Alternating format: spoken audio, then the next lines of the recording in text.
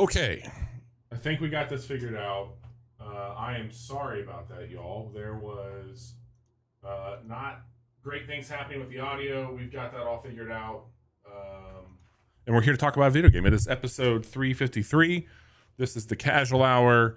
We just watched the Game Awards. We want to talk to you about it. How are you two feeling? I feel like that show gets longer every year. He said 2 to 3 hours, and it definitely was on the long side of it. But longer and filled with more ads every year. More ads. The ads are the parts that people wanted, though. Like we just want the trailers, which I get. Yeah. I mean, that's the royal we. I don't want the trailers. I would like for somebody to care about the awards, which we don't seem to most of the time. We certainly have gotten into. We need to cram everything that we used to spread out over the year into other events, whether it be PAX or E3, into the Game Awards. And I don't know if we're better for it, but this year felt to me not nearly as impactful as some of the years past. Nobody ran on stage. It's true. Well, when he said they needed security, they brought out the fucking power armor. You know, Jeff had a fucking knife on him at all times, ready to go. He absolutely did.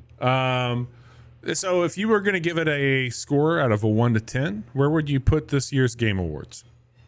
7. I give it a fine out of 10. It's whatever. Yeah. I saw some games that I'm looking forward to playing. Sure. And I think that it was cool that some of the games that I wanted to win stuff won stuff. It's always good. Alan Wake, the live performance of that song from Alan Wake 2 was maybe my favorite moment of the show. It was very good, wasn't it? Mm-hmm. I would say Alan Wake 2 was probably the surprise of the show. It won a handful of awards. We're not going to go through every single award. No. And it didn't win Game of the Year, but it did win a handful of awards. Best Direction. 2. 3. 4. I think did it win the most, or did Baldur's Gate? 1, I feel like 2, 3, definitely won the most. 4, 5. Baldur's Gate got 5. Alan Wake got 4, and The Legend of Zelda I think got 1. Yeah. Best action adventure. And then Cyberpunk got 1. Best ongoing. Yeah. Armored Core on here, surprisingly. Yeah, best action. I don't think that's much of a surprise. That game is a very good action game. Yes, it is. Yeah, it's cool. But yeah, I think we all kind of assumed we knew how some of the chips would fall. And to Chase's point, Alan Wake was a late in the year dark horse candidate in a lot of these categories for me. We all kind of assumed that this is going to be between Tears of the Kingdom and Baldur's Gate 3. And for a lot of it, Baldur's Gate 3 showed up in a big way. And that is a unicorn video game. We've definitely talked and played that game right here on this channel quite a bit. I care deeply about Zelda, and I love that game so much, but I'm not upset at all to see Baldur's Gate winning what it did. Yeah, I wonder with Zelda, and I don't know if this is going to show up in our own Casual Hour awards. In fact, I'm pretty sure it's not. But I wonder if there was a little bit of, hey, we played this game before. Like, I think that's totally fair. Yeah. It's like, yes, you made Breath of the Wild better, but we've seen what Breath of the Wild is, so we feel okay giving awards to other games because this is a relatively known quantity. Now, personally, I think Tears of the Kingdom is way better than Breath of the Wild. So I'm not inclined to agree with the things I just said, but the one thing that I find interesting. So at work, people who don't know me very personally just happen to know, like, oh, that's Bobby. He does this, but he's also into video games. Mm-hmm. And sometimes they'll be like, hey, what do you think about this game? Very generic kind of passerby comments. I had more people that I would not assume have anything to do with video games ask me if I've enjoyed Baldur's Gate because they're really liking it. And I think that Baldur's Gate is an incredibly dense video game. Mechanically, it's very, very obtuse for people who are not used to that sort of game. Yeah. And to find almost like the Animal Crossing thing. Appeal. Yeah. It's wild how it's broken through in a way that a lot of games like this do not break through. What's funny to me is we've talked a lot about the cozy game culture and the wholesome games that, you know, you see the rewards coming there. I saw that crowd, that, you know, your Stardew Valley folks, your Sims folks, that crowd showed up big for Baldur's Gate 3 this year. A lot of people dipped their toe into it, and I'm not overly surprised. From a relationship standpoint, you're doing some interesting things. It's highly immersive, and I think that those are qualities that people could find, even if there's some dark content or, again, dense mechanics to it. It's a unicorn game. It's an absolute unicorn game. Yeah. I'm not surprised. Let's talk about. I think not surprised is a good summation of how I feel about how a lot of these awards went. About the show in general. Yeah. Mm-hmm. I think Keighleys plays things incredibly safe, and he needs to. He has become the industry mascot in a lot of ways. To be able to appeal to like advertisers. He's not telling advertisers to go fuck themselves. You can't piss off anyone. Yeah. Yeah. Correct. And there's a lot of people that depend on a show like this to really help them. There's a lot of people who don't at all. And I think Keighleys really focused on keeping the people who don't need to be there coming back. And Nintendo has done so much over the last 2 generations to really change how people approach playing games, but also how studios approach talking about games. And to have something like the Game Awards be so formal, not in the black tie-ness of it, but more in how they would just, you know, traditionally like E3, go through trailers, interview people, have some little quippy things.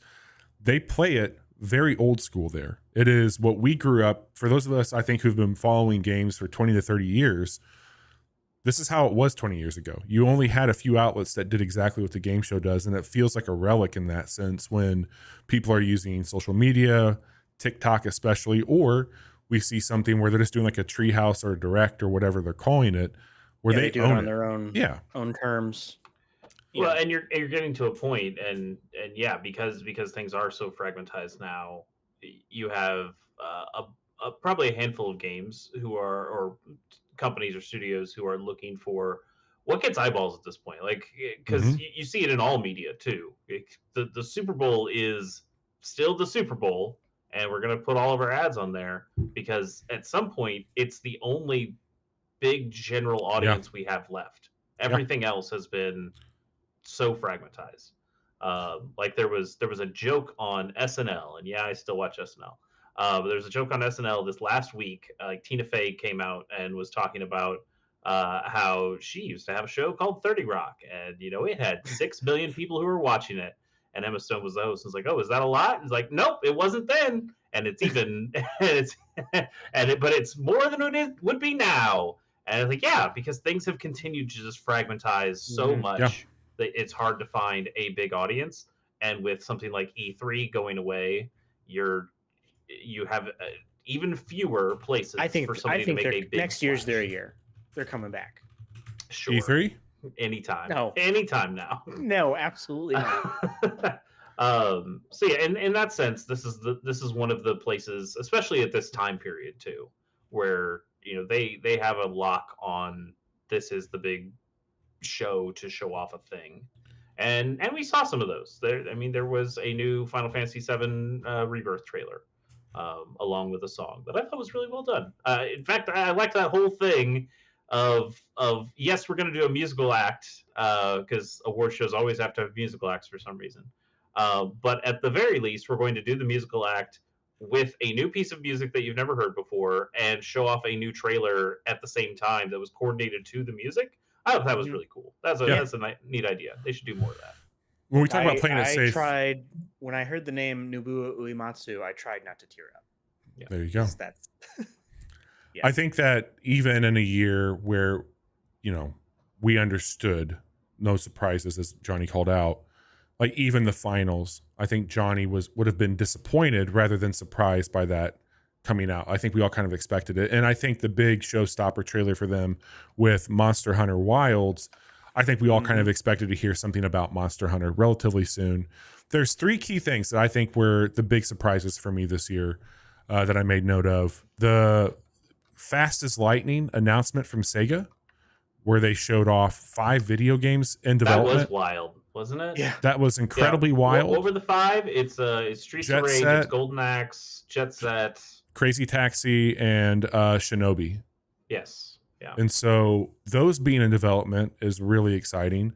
And then the other 2, I'm not surprised that Arcane Studios was here. I'd heard a rumor that they were going to be showing up.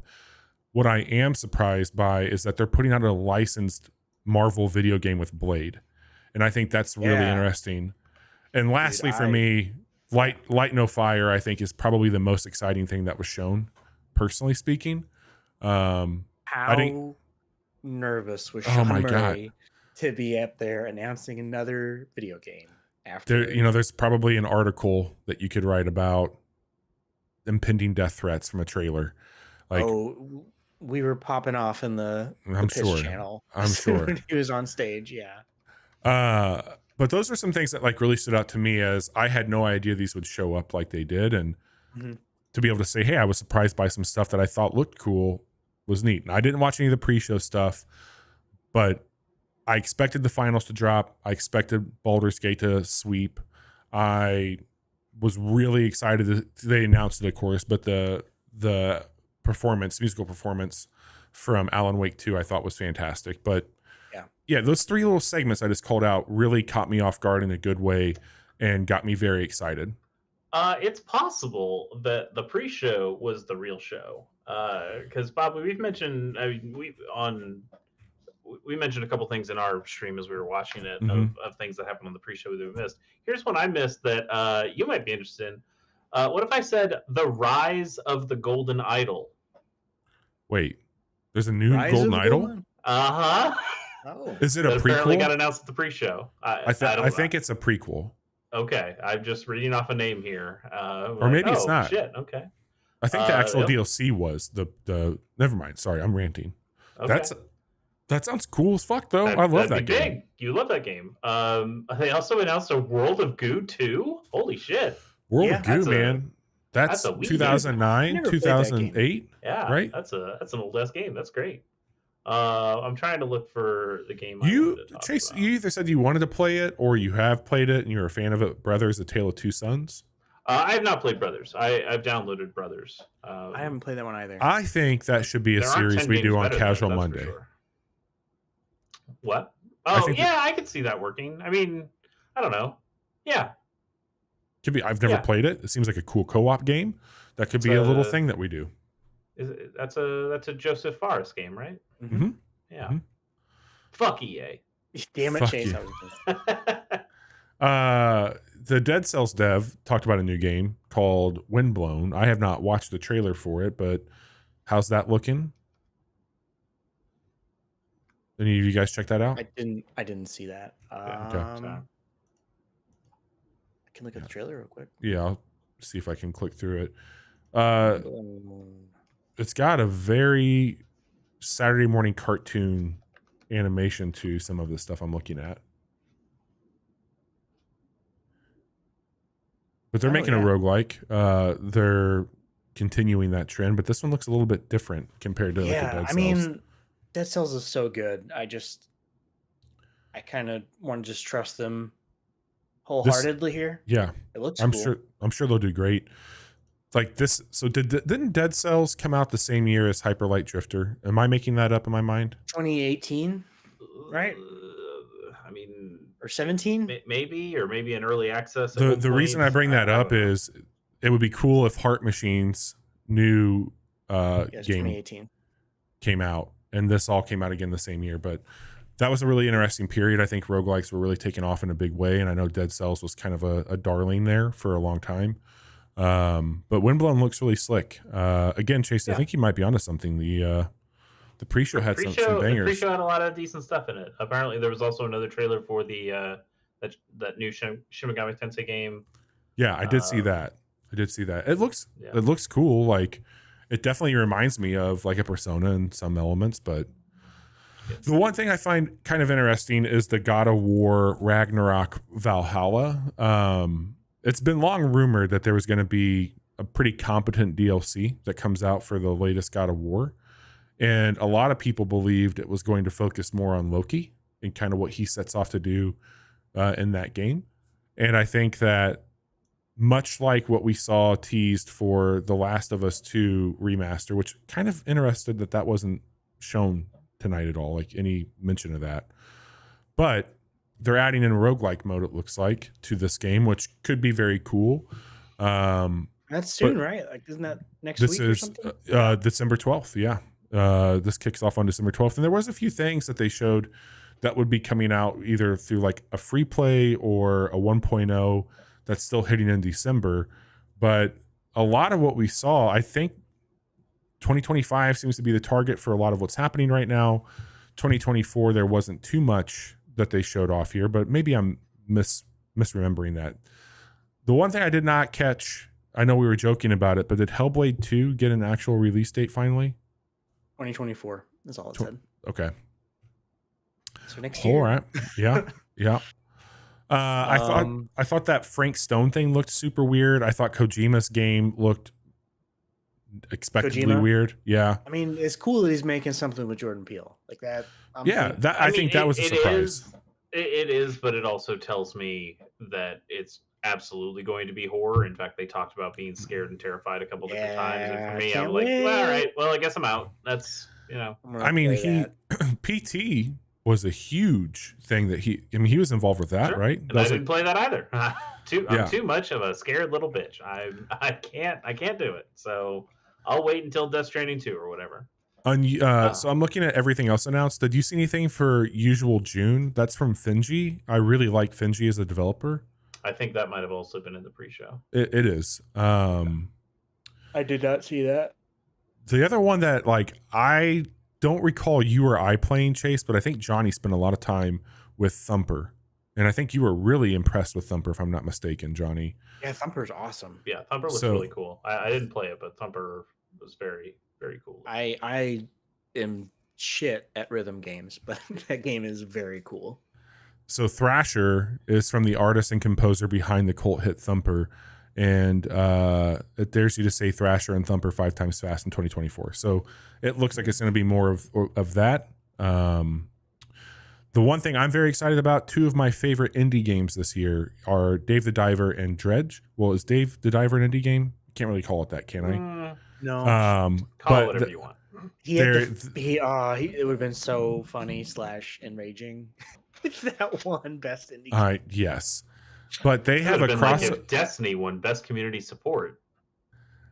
Dredge is coming to Dave the Diver. And I think that's really cool that they're working together on that. What exactly does that mean? It's just like, things get dark? No, I think there's a few things they can do. One, they can bring fish over from that game. Sure. 2, the way it works, it's actually kind of brilliant. So in Dredge, you're going up to people out in the water and talking with them and doing some shit. Dave the Diver, you're in a lagoon where people are coming up to you to have you do shit. So it seems from the screenshot I looked at that the ship from Dredge, the captain from Dredge, is going to come up to Dave the Diver. And I think that there's going to be something with the fish that you can do as a little DLC there. There's DLC I just started playing for Dredge called The Pale Reach. And Dave the Diver has not had any big DLC drop. So this is cool to see something happening with that. You both didn't seem too overly impressed with that Dragon Ball thing that was shown off. I mean, it's a new it's a new Budokai Tenkaichi game. That's the 3D fighters. I was never great at those. They're very well loved. So it's cool that it's coming back in some form. And you're getting a bunch of the new characters from Super that are in here. Super was not a thing when those Budokai games were out, so got it. You're getting a new generation of that. I still prefer the 2D Arc System Works Dragon Ball Fighter style. Yep. But that's for the people who like that stuff, that's very cool that it's coming back in that kind of form. I think the name is incredibly stupid. What was it called? It's Dragon Ball Sparking Zero is the name of that sounds like an energy drink. Yes. To not even have Budokai in the name, it's in the trailer. It's like, the next Budokai Tenkaichi, but Budokai is a name that matters to some people, and you should have absolutely put that in the title. Johnny, any care from you for that Black Myth Wukong? Like that game looks like it's got some legs to it for sure. Yeah, I mean, every time they showed it off, cool. Every time they showed off, I think it looks really cool. Did they give a final date for that? It is going to be coming out August 20th. Okay. No, sorry. Right. Yeah, that's August 20th. And that was one of the first games I saw really embrace Unreal Engine 5 too. It should be pretty impressive to watch. You know, that's one of the other 4 great Chinese novels. I read Romance of the Three Kingdoms, so maybe I should also read Journey to the West and then play. Just play this video game, Chase. Sure, why not? The one thing that has a closed alpha test coming soon that I think we all were kind of impressed with, and Chase, I want to pivot this one to you, is Mecha Break. Really looked pretty stylish and pretty cool. That did look cool. Like it looked like Armored Core 6, but more. Yeah. Like what if we just added more missiles and more lasers and more? If that game is accessible in a way that Armored Core 6 is not always, I think that would be really cool. I think the robot designs look really neat. I was kind of impressed with a lot of it. A lot of stuff I saw there. I want to know more about what that game is. Like, for sure. A lot of it looked very PvP focused, and then it looked like there was a giant boss fight. So I kind of want to know if there's PvP in it at all, or if what's the split, and for sure, and learn a little bit more. But yeah, it was one of the cooler things I saw. I'm assuming closed alpha, you're going to have to be selected to play it. So maybe there's a sign up or something on Steam for that right now. But I'll see if I can get in. I'm also in no rush. Yeah, plenty of games to play. Not a problem. Johnny, this one's going to be more for you because you are the RTS slut of the show. But the Stormgate trailer, they showed off a little bit more of that. That looks like it's from Frost Giant Studios. I believe that's the one where the guy came out on stage wearing the boot, talking about voicing the character for it. And if I'm not mistaken, Stormgate's made up of people that worked on StarCraft. They had that one trailer last year that showed off for it. But they did mention that it's former StarCraft devs. It seems like your shit is all I'm saying, and I figured you would probably be interested in that one. I'm trying to think if maybe I was away. Oh no, okay. Yeah. I'll play this. Chase, I don't know. I think you talked about picking these up at one point in time when they re-released them. Maybe it's something on the backlog roulette that we do, but any thoughts on that Visions of Mana that they showed off? Are you excited for that? Yay, nay? Yeah, I didn't. I played like a demo, I think, of Trials of Mana, which is the third Mana game that was on Super Nintendo and never came over to the West, and then got this big remake version. But I didn't play very much of it. Someday I would like to go back and play probably Secret of Mana, the one that matters. Sure. I think the art style on Visions of Mana looked pretty cool, but it's just that is not one of the RPG series that I've put a lot of time into. So I can't say one way or the other. Games. Yeah. What about those are generally like more action RPGs than turn-based stuff. For sure. I kind of went rapid fire on some stuff that I figured would tickle your fancy a bit. Is there anything that we haven't talked about that you think needs to be discussed from the game? Skull and Bones. Man, I want that to be good.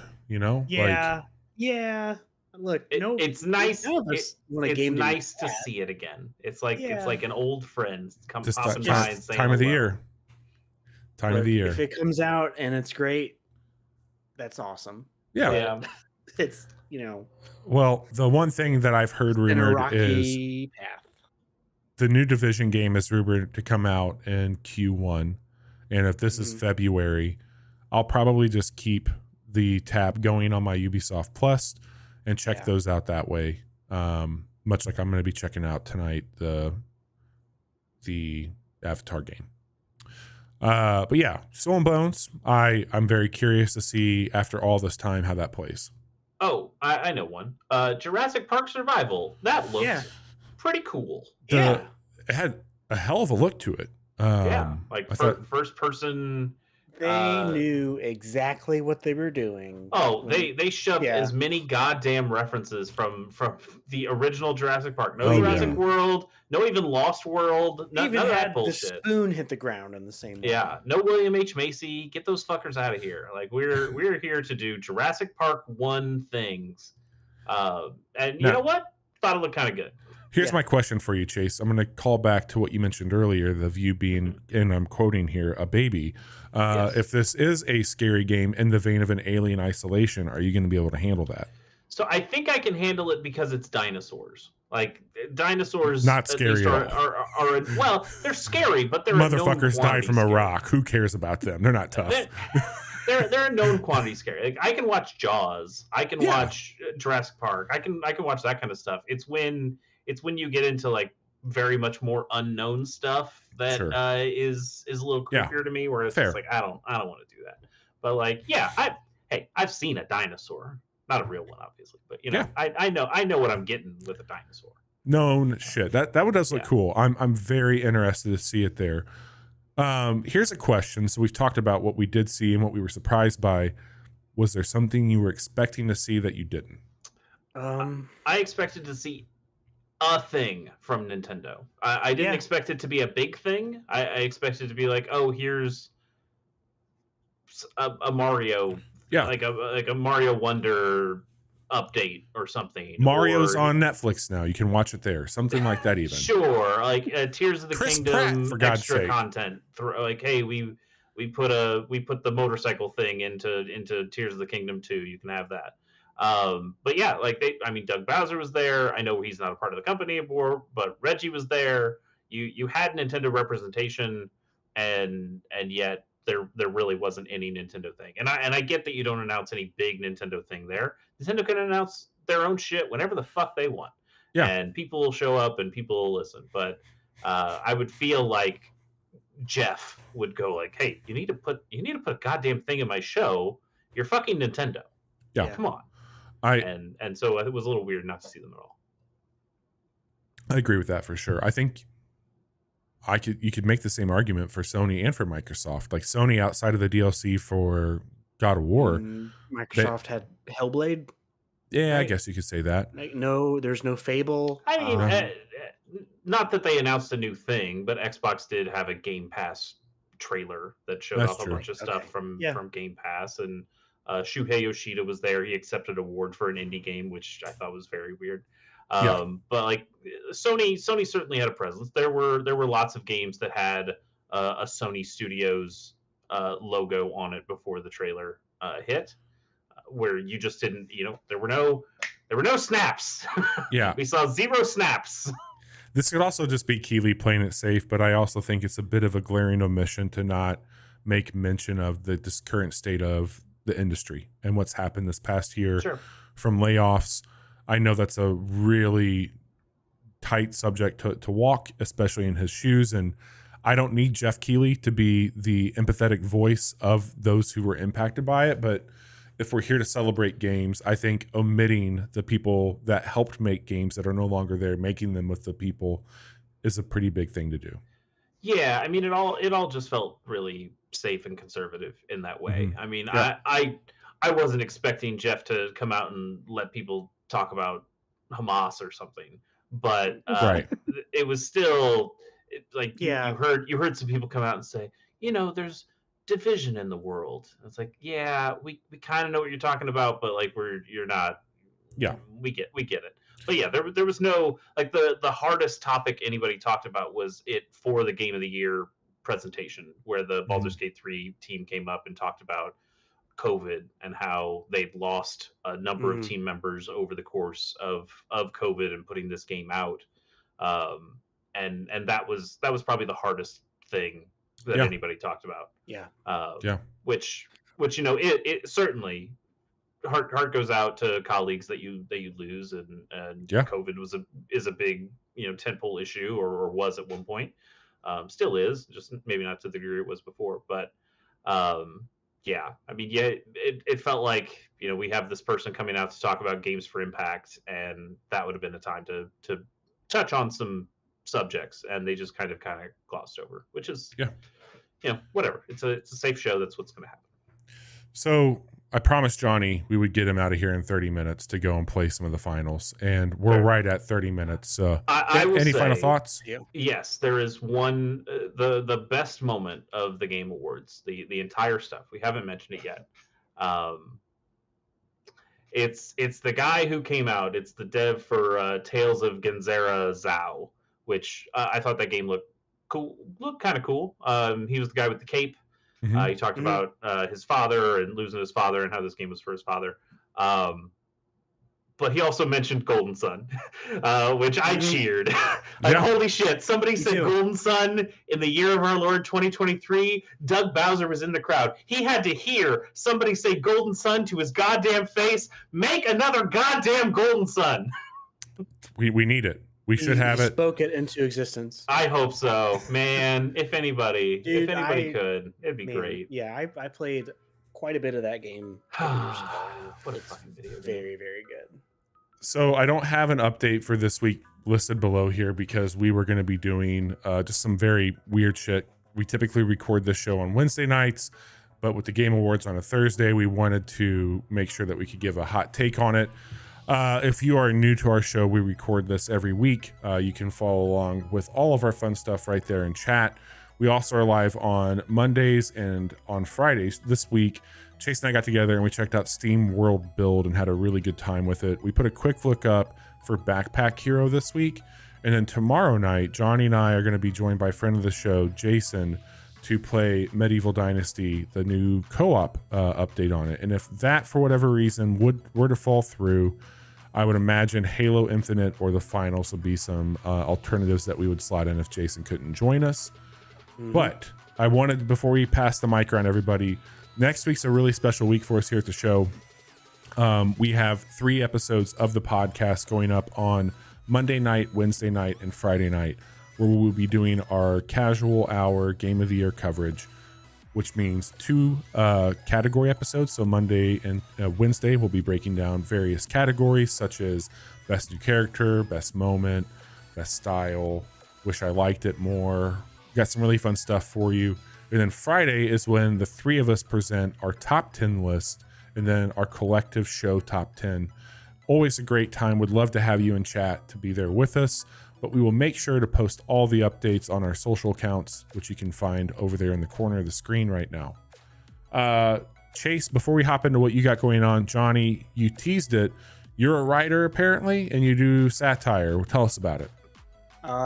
Yeah, I've had 3 articles published on harddrive.net in the last couple weeks, and that is an ongoing concern. Working on getting more stuff approved and write more articles.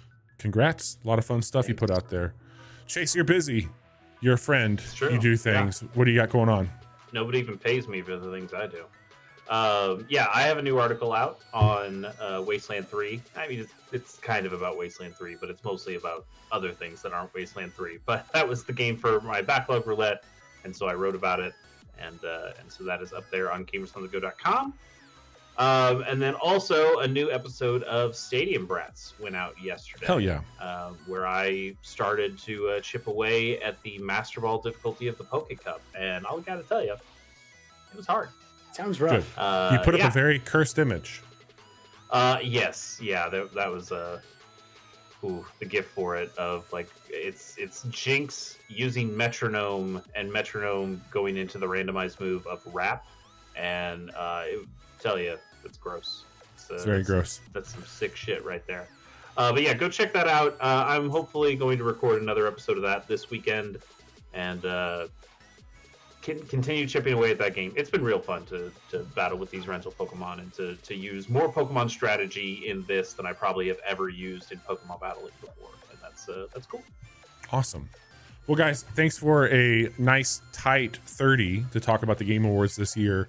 The next time we come together could be there enemies. Are 0 more episodes until Game of the Year. We did it. That's right. So we'll be back to tell you all about that stuff live on Monday at 9 p.m. But tune in Friday night, tomorrow night, with Johnny and I as we play through some